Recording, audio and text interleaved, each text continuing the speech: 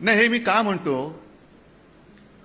की आता चंद्रचूड साहेबांनी एक बाजू कोर्टाची काय काय चाललेलं आहे, किती केसेस आहेत आणि न्यायमूर्ती किती काम करत असतात, आम्हाला पूर्ण आदर आहे.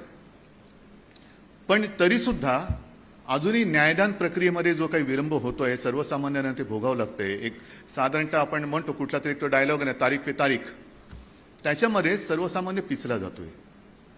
आणि आता ही न्यायदानाची जी काही सिस्टीम आहे ती गती पकडते, पण ती अधिक गतिमान होण्यासाठी सरकार म्हणून जे काही करता येणं शक्य आहे ते आम्ही केल्याशिवाय राहणार नाही. हे वचन आज मी तुम्हाला देतोय, ते वचन देतो मी तुम्हाला.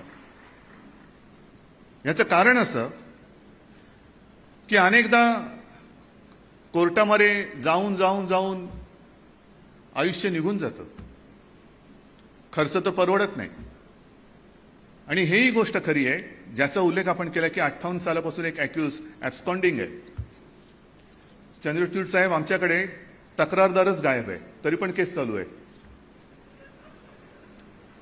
तक्रारदार गायब, आरोप करून पळून गेला, कुठे गेला कोणाला माहित नाही, पण आरोप केलेत ना मग खणून काढ, खणलं जातंय, चौकशा सुरू आहेत, धाडसत्र सुरू आहे. पण ही जी काही पद्धत आहे हिला कुठेतरी एक चौकट आणण्याचीच गरज आहे. आणि ज्याचा उल्लेख किरणजी आपण केलात हे खरं आहे की ही एकट्या दुकट्याची जबाबदारी नाही आहे. न्यायदान ही केवळ न्यायालयाची जबाबदारी नाही, ही आपल्या सगळ्यांची आहे. टीमवर्क आहे, टीमवर्क. आणि आपल्याकडे आपल्या देशामध्ये जगातली सर्वात मोठी किंवा जगातली सर्वात मोठ्या लोकशाहीपैकी एक आपल्या देशातली लोकशाही आहे. ही लोकशाही काय आहे, जसं हे छप्पर आहे, हे छप्पराला सुद्धा कितीतरी खांब आहेत. या प्रत्येक खांबाचं कर्तव्य आहे की त्यांनी छत पेलायचं, आणि ते छत त्यांनी पेललंय म्हणून आज आपण इकडे कडाक्याचं ऊन असलं तरी सावलीमध्ये पंख्याची हवा घेत व्यवस्थित बसू शकतो. आणि तीच जबाबदारी आपली आहे. आपण जे म्हणतो की कार्यकारी यंत्रणा, कायदे मंडळ, न्यायपालिका आणि एक चौथा जो स्तंभ आहे तो प्रसिद्धी माध्यम, प्रसार माध्यम. ह्या चारही स्तंभांना हा लोकशाही पेलण्याचं हे कर्तव्य करायचं आहे. गोवर्धन आहे हा मोठा, लोकशाहीचं गोवर्धन आहे.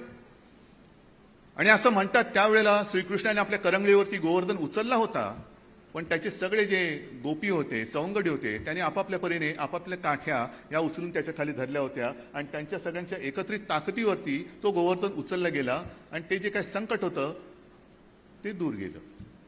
मग आज आपल्याला हेच काम करायचंय. आपण हे चारही स्तंभ, या स्तंभांवरती एक जबाबदारी आहे. दबाव हा आहे, जरूर आहे, तो माझ्या लोकशाहीचा आणि माझ्या सर्वसामान्य जनतेचा आहे की आम्हाला न्याय पाहिजे असेल तर न्याय हा आम्ही तुमच्याकडनं अपेक्षित करतो आहोत. तुमचं कर्तव्य आहे आम्हाला न्याय द्या. आणि मला दुसरा कोणताही दबाव, मला नाही वाटत एवढे काही आपले स्तंभ कमकुवत झालेले की कोणत्याही दबावाने ते स्तंभ कोलमडून पडतील. कारण यातले एक जरी स्तंभ कोलमडला तरी अख्खं लोकशाहीचं छप्पर कोसळून पडेल. आणि मग जे काय होईल ते मग किती खांब लावले तरी मला ते पुन्हा उभा करता येईल असं मला वाटत नाहीये. मी एक गोष्ट समाधानाने सांगू इच्छितो की ज्या काही गोष्टी न्यायदानासाठी, न्याय प्रक्रियेसाठी सरकार म्हणून करता येणं शक्य आहे ते मी करणार असं बोललोय. म्हणजे काय करणार नेमकं, काही काही छोट्या छोट्या गोष्टी आहेत. अजूनही आपल्या काही गावांमध्ये, खेड्यांमध्ये पोलीस स्टेशन्स नाही आहेत. मग ती पोलीस स्टेशन्स आम्ही करतोय. आता 1-2 दिवसापूर्वीच अमरावतीमध्ये आपण अचलपूरमध्ये तिथे पोलीस स्टेशनची लोकार्पण केलं. पोलीस स्टेशन आणि पोलीस स्टेशनच्या बाजूलाच पोलिसांसाठी निवासाची सोय. नाहीतर पोलीस पण असाच आहे, 24 तास duty duty duty.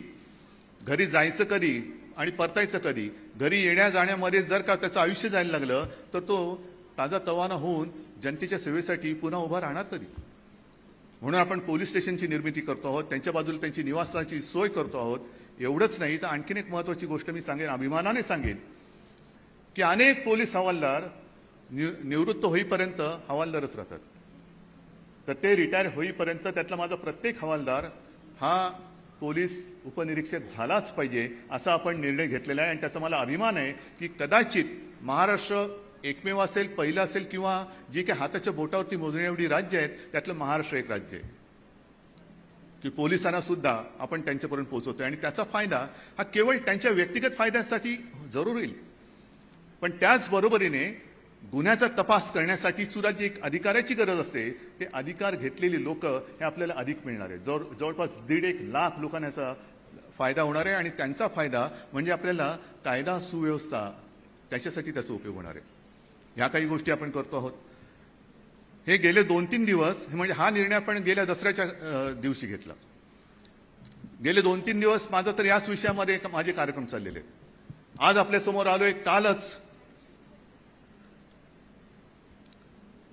3 DNA lab, मग ती फोरेन्सिक असेल, त्याच्यानंतर वाईल्ड लाईफ. गौरीसाहेब, विदर्भामध्ये आपल्यालाही कल्पना आहे, सगळ्यांनाच कल्पना आहे की अवैध शिकारी या खूप होतात. मग त्यांचं DNA टेस्टिंग, मग ती लॅब आपण नागपूरमध्ये सुरू केलेली आहे. मग ही देशातली 3री लॅब आहे. डेहराडून, हैदराबाद आणि त्याच्यानंतर नागपूर. आणि काल 3 फोरेन्सिक लॅबचं आपण एक लोकार्पण केलेलं आहे. तर अशा ह्या काही गोष्टी आपण करतो.